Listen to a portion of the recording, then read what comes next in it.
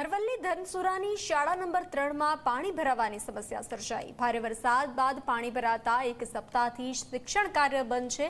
પાણી ભરાવાના કારણે બાળકો શાળામાં નથી જઈ શકતા। પાણી ભરાતા શિક્ષણ કાર્ય પર અસર પડી રહી છે। પાણી ભરાવાની સમસ્યાથી શિક્ષકો અને વાલીઓ પરેશાન થઈ રહ્યા છે। દર વર્ષે સર્જાતી સમસ્યાનો કાયમી ઉકેલ આવે તેવી માંગ કરવામાં આવી છે।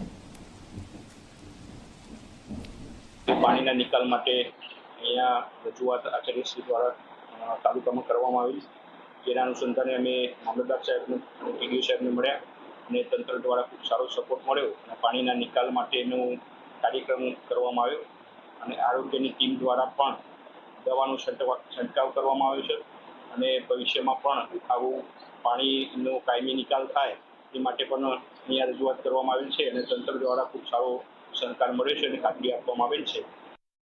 ધનસુરામાં આવેલી શાળા નંબર 3માં વરસાદી પાણી ભરાઈ જવાનો દર વર્ષનો પ્રશ્ન આ વર્ષે પણ જોવા મળી રહ્યો છે। એક સપ્તાહથી આ શાળામાં વરસાદી પાણી ભરાયા છે, પરંતુ તંત્રના બહેરા કાને જે શિક્ષકો છે તેમની રજૂઆતો પહોંચતી નથી। આપ જોઈ શકો છો, શાળાનું આ પટાંગણ છે, આ મેદાન છે, મેદાનમાં વરસાદી પાણી હજુ પણ ભરાયેલા છે, હજુ ઓસર્યા નથી। ગ્રામ પંચાયતની અનઆવડત કહી શકાય કે પછી તંત્રની આળસ કહી શકાય।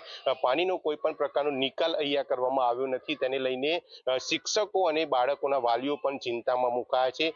શિક્ષકો બાળકોને ભણાવવા તો માગે છે, પરંતુ જે આ પાણીનો નિકાલ છે તે થતો નથી, તેને લઈને ક્યાંક ને ક્યાંક બાળકોના શિક્ષણ પર પણ અસર થઈ રહી છે।